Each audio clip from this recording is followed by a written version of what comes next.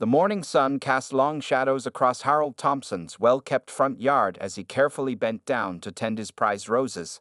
At 93 years old, his movements were slower than they used to be, but his hands remained steady, the same hands that had once served his country with distinction in the Korean War.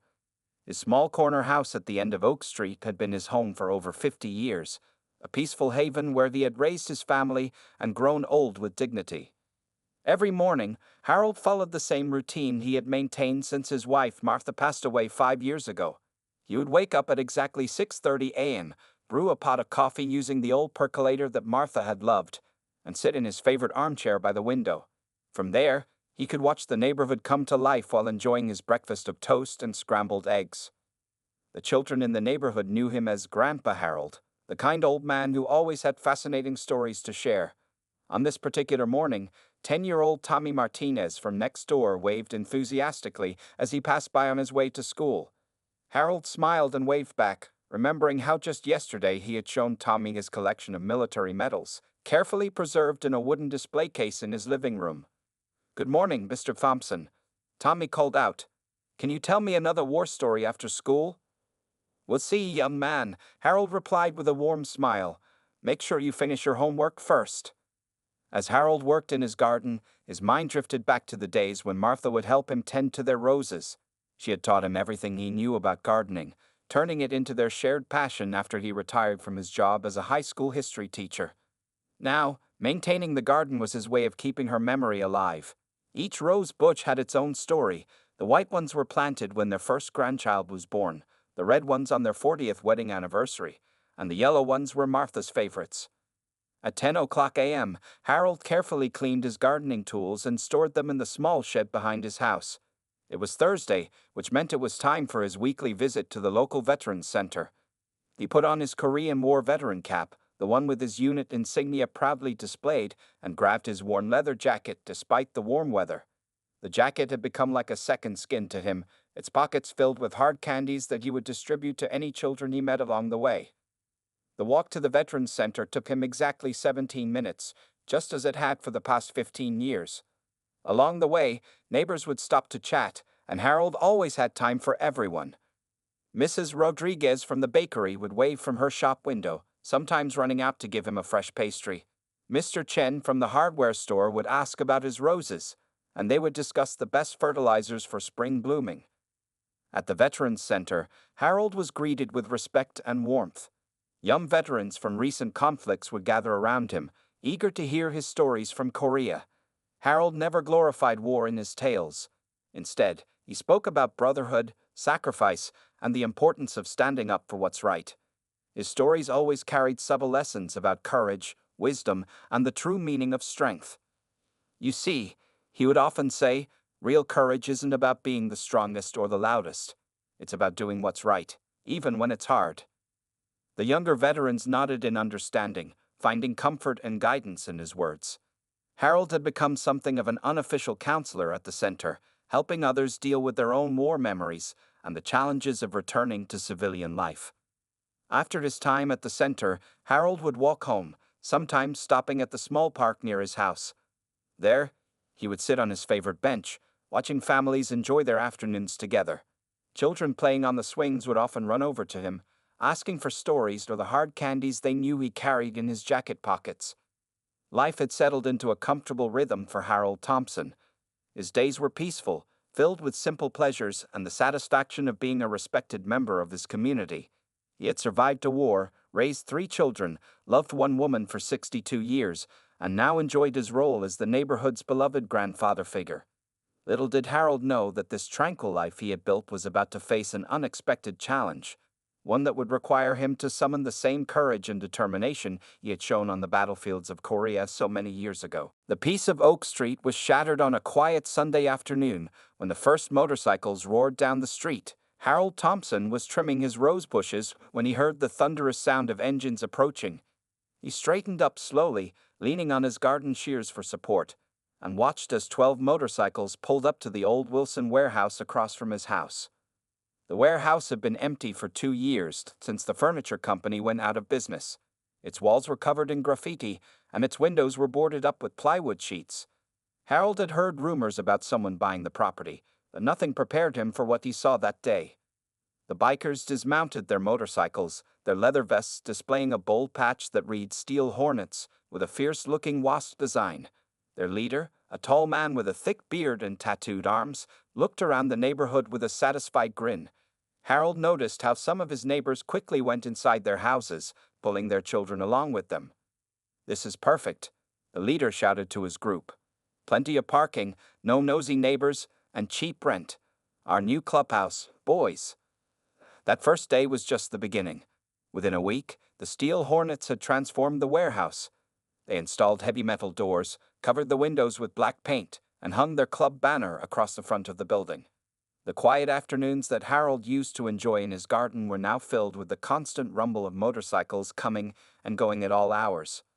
Tommy Martinez, the young boy who loved Harold's war stories, stopped walking past the house on his way to school. His mother now drove him, taking a longer route to avoid the warehouse. Mrs. Rodriguez from the bakery called Harold one morning, worried about the groups of rough-looking men who were hanging around outside her shop late at night. The problems grew worse as more club members began showing up. They would park their motorcycles wherever they wanted, often blocking driveways and taking up the entire street. When old Mr. Chen asked them politely to move a bike that was blocking his hardware store's delivery entrance, they laughed and told him to mind his own business. Harold watched from his porch as the neighborhood he loved began to change. The local children no longer played outside as much. The evening walks that elderly couples used to enjoy became rare. Even the mail carriers started delivering packages earlier in the day to avoid encountering the bikers. One night, around 11 p.m., the Steel Hornets threw their first party. The music was so loud that Harold's windows rattled. You could hear bottles breaking and people shouting. The peaceful night air was filled with the smell of cigarette smoke and the sound of revving engines. Several neighbors called the police, but by the time officers arrived, the bikers had turned down the music slightly, only to raise it again once the patrol car left. The next morning, Harold found empty beer bottles in his rose garden and motorcycle tire tracks across his lawn. As he cleaned up the mess, he saw the club's leader watching him from across the street, smoking a cigarette and smirking. Other club members were lounging on their bikes, making rude comments and laughing. "Hey, old-timer," one of them called out. "Better get used to some changes around here. This ain't your quiet little street anymore." Harold said nothing as he picked up the bottles, but his jaw tightened. He had seen bullies before, both in the schoolyard as a boy and later on the battlefields of Korea. These men reminded him of others who thought they could take whatever they wanted through fear and intimidation. That evening, during his usual dinner of soup and sandwich, Harold watched through his window as more motorcycles arrived at the warehouse. The Steel Hornets had hung up bright floodlights that shone directly into his living room. The noise and light made it impossible for him to enjoy his favorite evening TV programs or read his newspaper in peace. As he sat in his favorite armchair, Harold thought about Martha and what she would say about all this. She had always told him to be patient and kind, but also to stand up for what was right. Looking at the medals displayed on his wall, particularly the Bronze Star he earned for bravery under fire, Harold knew that sooner or later he would have to do something about these unwelcome neighbors. The question wasn't if he would take action, but when and how. At 93, he couldn't fight with his fists anymore, but age had given him something else: wisdom, patience, and a lifetime of experience in dealing with difficult situations. As the noise from another party began to build across the street, Harold Thompson reached for his notepad and began to write down every detail he observed.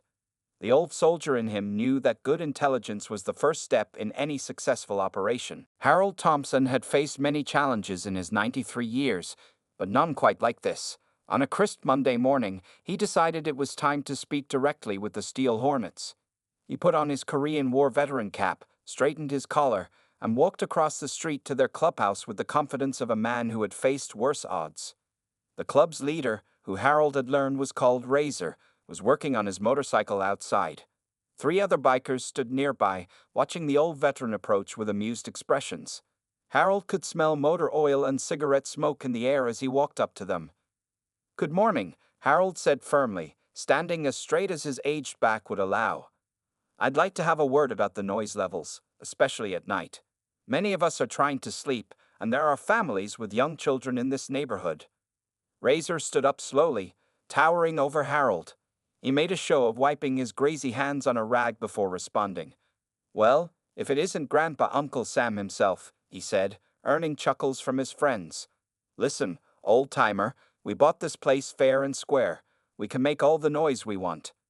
Harold remained calm, remembering how he used to handle difficult students during his teaching days. "I understand this is your property, but we're all part of the same community. Surely we can find a reasonable compromise." The bikers exchanged glances before Razor stepped closer to Harold. "You want a compromise? Here's one. You mind your own business, and we'll try not to laugh too hard when you're out there playing with your flowers." That afternoon, the Steel Hornets seemed to make extra noise just to spite him. They revved their engines repeatedly, played their music louder, and made sure to wake Harold from his afternoon nap with the sound of motorcycles doing burnouts in the parking lot. The next day, Harold found tire tracks through his rose garden again, but this time they had deliberately crushed several of his prized plants. As he knelt to examine the damaged flowers, he heard motorcycles approaching. A group of Steel Hornets rode past his house, making rude gestures and mockingly saluting him. Harold didn't react. Instead, he went inside and called the police again, just as he had done several times before. Officer Sarah Martinez, Tommy's aunt, arrived to take his statement. She looked apologetic as she explained there wasn't much they could do without proof of who had damaged the garden. "I'm sorry, Mr. Thompson," she said. "We know they're causing problems, but they're careful to stay just within the law. Maybe it would be better if you didn't confront them directly." But Harold wasn't done trying. The next week, he attended a city council meeting to voice his concerns. He spoke clearly about the noise violations, the property damage, and the impact on the neighborhood. Several council members seemed sympathetic, but the Steel Hornets had already secured all the proper permits for their clubhouse. The bikers found out about his council meeting appearance. That night, they organized what they called a protest parade, riding their motorcycles up and down Oak Street for hours. They stopped in front of Harold's house, revving their engines and shouting insults about nosy old men and crybaby veterans. Harold stood on his porch, watching them with the same steady gaze he had once used to watch enemy movements in Korea. He noticed how Razor seemed to enjoy intimidating others, how the younger members looked to him for approval, and how they became bolder when in groups. The situation got worse over the next few days. Harold's newspaper disappeared from his porch every morning. His trash cans were knocked over repeatedly. Anonymous pizza deliveries started arriving at his house late at night, orders he hadn't placed. Each time he stepped outside, the bikers would call out mockingly, "Ten Hut," or "At ease, Grandpa." One morning, Harold found a crude note in his mailbox, written in rough handwriting. "Maybe it's time to move to a retirement home, old man, before something happens to those precious roses of yours." The threat was clear, but it had the opposite effect of what the Steel Hornets intended. As Harold stood in his garden, looking at the note, something shifted in his expression. The patient, kindly look in his eyes was replaced by something harder, a look his fellow soldiers would have recognized from their days in combat. Harold walked inside his house and went straight to his study. Opening his desk drawer, he pulled out the notebook where he had been documenting every incident, every violation, every threat. Then he reached for his phone. It was time to make some calls to old friends who understood that some battles couldn't be won alone. The day that changed everything started like any other. Harold Thompson woke up at his usual time of 6:30 a.m., made his coffee, and went to get his newspaper. But this morning, something felt different. The air was heavy with an unusual silence, the kind he remembered from Korea, right before an attack. As he stepped onto his porch, he immediately noticed something was wrong. The Korean War memorial plaque that had hung proudly beside his door for 30 years was missing. Harold's heart began to race as his eyes searched the area. Then he saw it, and his whole world stopped for a moment. The bronze plaque lay in his rose garden, covered in bright red spray paint. Crude drawings and offensive words defaced the surface that had once shown the names of his fallen comrades. These weren't just names to Harold. They were his friends, young men who had died in his arms, soldiers who had saved his life, brothers who never made it home. Harold slowly made his way down the porch steps, his legs feeling heavier with each step. As he bent down to pick up the plaque, he noticed his hands were shaking, not from age or weakness, but from a deep, earning anger he hadn't felt in decades. Private Jimmy O'Connor's name was completely covered by the paint. Harold remembered how Jimmy had loved to sing Irish ballads during their night watches. Sergeant Mike Rodriguez's name was barely readable under a crude drawing. Mike had pushed Harold out of the way of enemy fire, taking a bullet meant for him. Across the street, he could hear laughter coming from the Steel Hornets clubhouse. Through the morning mist, he saw Razor and a few others watching him, drinking beer despite the early hour. One of them had red paint on his hands. "Having some trouble with your decoration, old-timer?" Razor called out, his voice thick with mock concern. Maybe it needed some color. The other bikers laughed, but Harold didn't respond. Instead, he carefully lifted the plaque and carried it inside his house. His hands were still shaking as he placed it on his kitchen table. Martha's old checkered tablecloth, the one she had used for Sunday dinners, was now stained with red paint. Harold sat down heavily in his chair, his eyes fixed on the desecrated memorial. Memories flooded his mind, not just of the war, but of the years he'd spent helping other veterans cope with their memories. He thought about all the times he'd told young soldiers that violence wasn't the answer, that there were better ways to solve problems. But as he stared at the painted-over names of men who had given their lives for their country, something inside Harold Thompson changed. The kind, patient grandfather figure who told stories to neighborhood children was replaced by the soldier who had earned a Bronze Star for bravery under fire. He stood up slowly and walked to his bedroom. Opening his closet, he pulled out an old footlocker he hadn't touched in years. Inside, beneath his carefully folded uniform, lay his military logbooks. Harold had always been known for his detailed planning and strategic thinking during the war. Taking out a fresh notebook, Harold began to write. His handwriting, usually shaky with age, was surprisingly steady. At the top of the page, he wrote, "Operation Final Stand." For the next hour, Harold worked methodically. He listed every incident, every threat, and every violation he had witnessed. He noted license plate numbers, times, dates, and names he had overheard. Years of teaching had taught him the importance of documentation, and decades of military service had taught him how to gather intelligence. Next, he went to his study and turned on his computer, a gift from his grandchildren that he had rarely used. But now, he began searching for information about local veterans organizations, city ordinances, and property laws. The Steel Hornets had made a serious mistake. They thought they were dealing with a fragile old man, but they had awakened a warrior. As Harold worked, he could hear motorcycles revving outside and the usual morning chows from the clubhouse. But for the first time since the Steel Hornets had arrived, these sounds didn't bother him. Instead, each rev of an engine, each burst of laughter, each shouted obscenity just strengthened his resolve. On his desk sat a framed photo of his old unit in Korea. Young faces looked back at him, many of whom never grew old. Harold touched the glass gently and whispered, "This one's for you, boys. One last mission." The old soldier was going to war again, but this time his weapons would be different.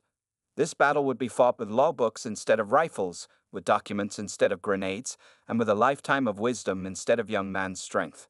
The Steel Hornets had no idea what was coming. Harold Thompson sat at his kitchen table early the next morning, surrounded by papers, notebooks, and his old military planning maps from Korea.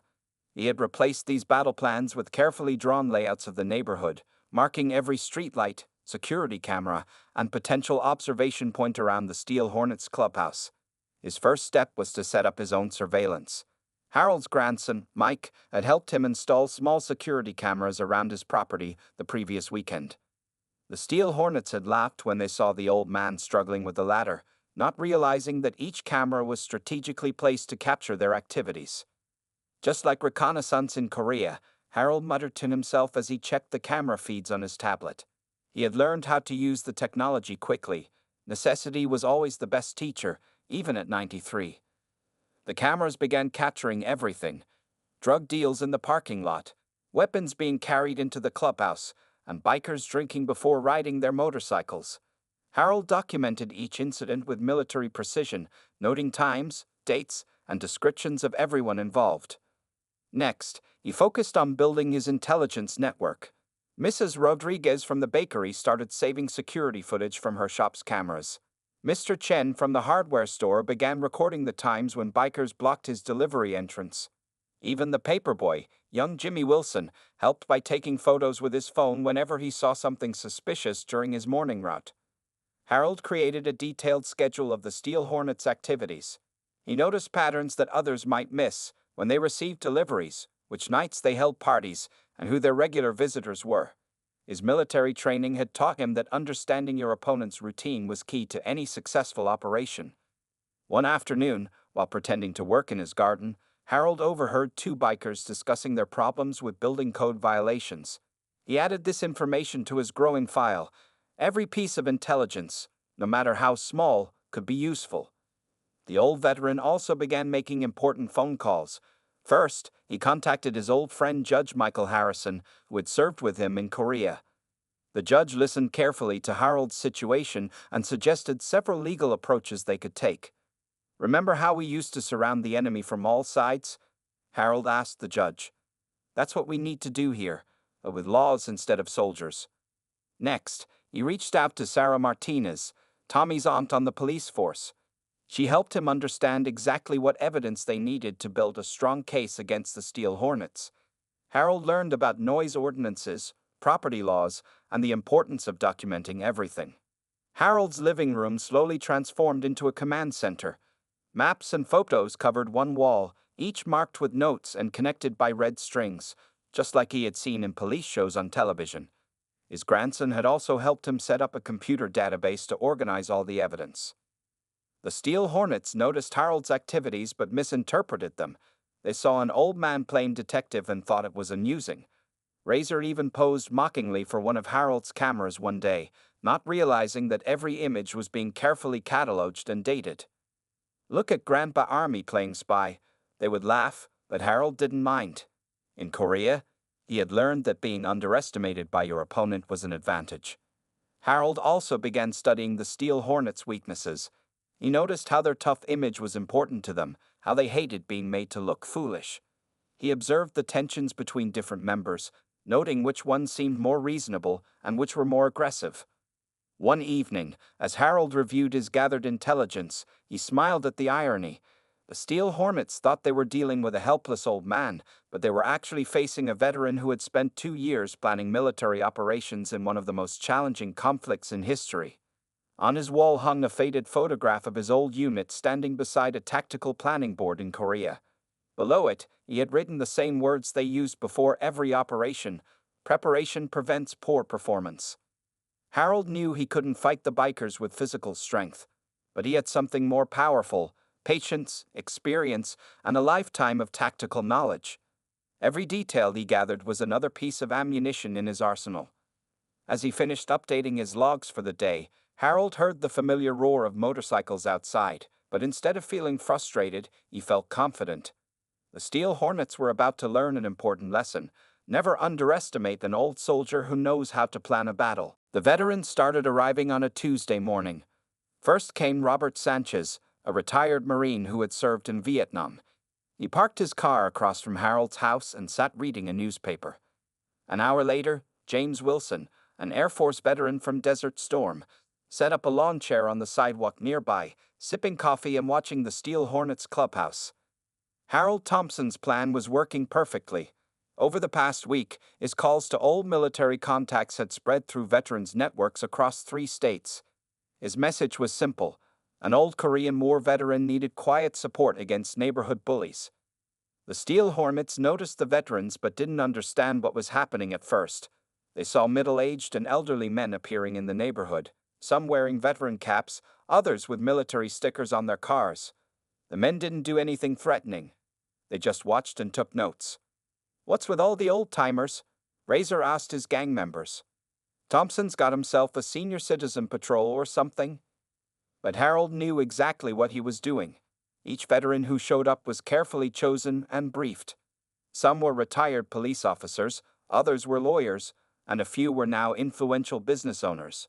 All of them understood the importance of following the plan. Local law enforcement began to notice too. Officer Sarah Martinez wasn't surprised when she received calls from state police contacts asking about the situation on Oak Street. Harold's network was bigger than anyone had imagined. The Steel Hornets tried to intimidate the watching veterans, revving their engines and making threats. But these men had faced worse in places like Saigon, Baghdad, and Kandahar. They just smiled and continued their quiet observation. Mrs. Rodriguez noticed that her bakery's business was improving. Veterans would stop in for coffee and pastries, always polite, always leaving good tips. Mr. Chen found that someone had organized a group of volunteers to help unload his hardware store deliveries every morning. Harold's house became a meeting point. Every afternoon, veterans would gather in his living room, sharing information and planning their next moves. They brought food, offered to help with house repairs, and most importantly, added their own evidence to Harold's growing collection. In Korea, Harold explained to the group, "We learned that the strongest weapon isn't a gun, it's having good people working together." The local media started paying attention. A young reporter, whose grandfather had served in Korea, wrote a small article about Harold's rose garden and his service to the country. The story mentioned the challenges the neighborhood was facing without directly naming the Steel Hornets. More allies joined the cause. A building inspector, whose brother was a veteran, scheduled a surprise inspection of the clubhouse. A fire marshal, retired from the Navy, conducted a thorough safety check. Each inspection found violations that were carefully documented and added to Harold's files. The Steel Hornets began to feel the pressure. Their usual tactics of intimidation didn't work against men who had faced real combat. When they tried to file complaints about harassment, they found themselves talking to police officers who had already heard about the situation from their veteran relatives. Harold watched it all from his porch, sharing coffee with his new allies and continuing to tend his roses. The young veterans treated him with deep respect, understanding that they were watching a master tactician at work. One morning, Razor came out of the clubhouse to find 30 veterans standing quietly on the sidewalk. They weren't blocking anything or causing trouble. They were just there, watching, some reading books, others drinking coffee, all of them taking notes. "What do you want?" Razor demanded. "Just enjoying the neighborhood," one veteran replied calmly. "Nice day for it, don't you think?" The Steel Hornets began to understand they were dealing with something bigger than a single old man. Every time they left the clubhouse, there were veterans watching. Every violation was photographed. Every threat was recorded.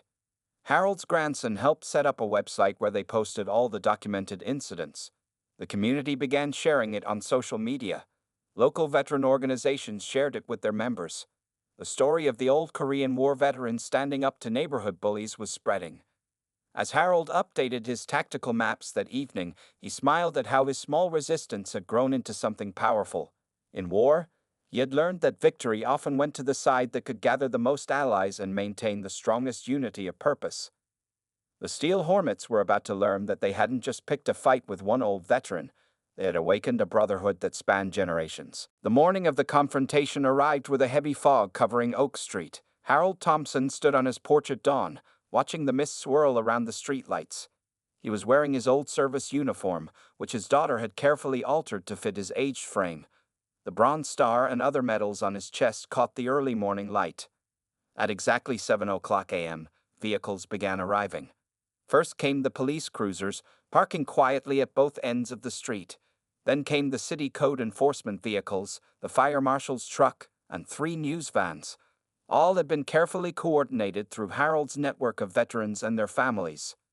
The Steel Hornets were caught completely off guard. Most of them were still asleep after another late-night party when the sound of car doors closing woke them. Razor stumbled out of the clubhouse, his eyes widening at the scene before him.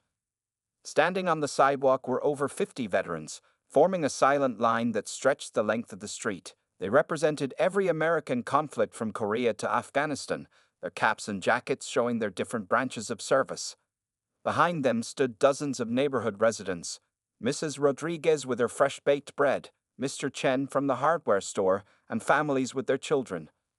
Harold slowly walked down his porch steps. The veterans straightened their posture as he passed, showing him the respect earned through both his service and his recent leadership. He made his way to the center of the street, stopping directly in front of the clubhouse. "Good morning," Harold said, his voice carrying clearly in the morning air. "I believe it's time we had a real discussion about the future of our neighborhood." Razor tried to maintain his tough appearance, but he was clearly unsettled by the size of the crowd. More Steel Hornets emerged from the clubhouse, some reaching for their phones to call for backup. "What is this, old man?" Some kind of protest? Razor demanded. Harold shook his head slowly. No protest, just a delivery. He motioned to Officer Sarah Martinez, who stepped forward with a thick folder of documents. We have here, Harold continued, documented evidence of 37 building code violations, 23 noise ordinance infractions, 12 instances of harassment, and photographic proof of illegal activities conducted on your property. The City Council has called an emergency session for this morning to review all of this evidence. The Steel Hornets shifted uncomfortably as more officials approached with papers in hand, building inspectors, health department representatives, and city attorneys. The news cameras were rolling, capturing everything. You can't prove anything, Razor said, but his voice lacked its usual confidence. Harold reached into his jacket and pulled out a small recorder. Actually, we can, including your admission last Tuesday about the vandalism of my war memorial. The FBI is particularly interested in that, since defacing military monuments is a federal crime. The veterans in the crowd moved slightly closer, not in a threatening way, but with the disciplined unity that comes from military training. Each one carried a folder containing copies of all the evidence, ready to be submitted to various authorities. You have 1 hour to begin clearing out, Harold said calmly. The building has been declared structurally unsafe by city engineers. Police will supervise your departure to ensure everything remains peaceful. Razor looked around desperately. He saw police at every corner, cameras recording every move, and dozens of combat veterans standing ready. His phone was buzzing with messages from senior Steel Hornets members who had already seen the morning news and were distancing themselves from the situation. This isn't over, Razor tried to threaten, but his words sounded hollow. Harold smiled slightly. Actually, it is. You see, while you were busy trying to intimidate an old man, you never noticed that he was organizing a whole army. We fought for this country, son. Did you really think we wouldn't fight for our neighborhood? The crowd behind Harold remained silent, but their presence spoke volumes. Decades of military service, community respect, and the power of law stood against the Steel Hornets' months of bullying and intimidation. One by one, the bikers began moving their motorcycles. They could try to fight it, but the evidence was overwhelming, the authorities were present, and the media was watching. Their reputation was already damaged beyond repair by the story of how they had harassed a decorated war veteran. As the Steel Hornets began to leave, Harold stood straight and tall, watching them with the steady gaze of a soldier who had seen many victories. This battle had been won not with weapons or violence, but with patience, strategy, and the unbreakable bonds of brotherhood. 1 month after the Steel Hornets' departure, Oak Street had transformed back into the peaceful neighborhood it once was. Harold Thompson sat in his garden, carefully tending to new rose bushes that had been gifted to him by local veteran groups. The morning air was quiet except for the cheerful sounds of children playing nearby. The old warehouse across the street looked different now. Gone were the Steel Hornets' intimidating black paint and heavy metal doors. Instead, fresh white paint covered the walls, and a new sign hung proudly over the entrance. Veterans Community Center of Oak Street. Harold's grandson Mike had helped organize the purchase of the building through a coalition of veteran organizations. What had once been a source of neighborhood trouble was now a place of healing and community support. Look, Grandpa Harold. Young Tommy Martinez called out as he ran past the garden. My dad's teaching me chess at the center today. Harold smiled and waved. The community center had become everything he had hoped for. During the day, it offered programs for veterans struggling to adjust to civilian life. In the evenings, it hosted community events, youth programs, and support groups. The very space that had once brought chaos to Oak Street now helped bring people together. Mrs. Rodriguez had opened a small cafe corner in the center where veterans could enjoy free coffee and her famous pastries. Mr. Chen taught basic home repair classes there twice a week. The center had become the heart of the neighborhood, stronger because of the battle they had faced together. The story of Harold's stand against the Steel Hornets had spread far beyond their small community. Local newspapers ran features about how one veteran's strategic thinking had transformed a neighborhood. Military publications shared the story as an example of leadership and community organizing. But Harold's greatest satisfaction came from the smaller changes he saw every day. Children played freely in their yards again. Elderly couples resumed their evening walks. The sound of motorcycles was replaced by the laughter of families enjoying their community. The police department had taken lessons from Harold's approach. Officer Sarah Martinez helped create a new community policing program, working closely with veteran volunteers to prevent neighborhood troubles before they could grow serious.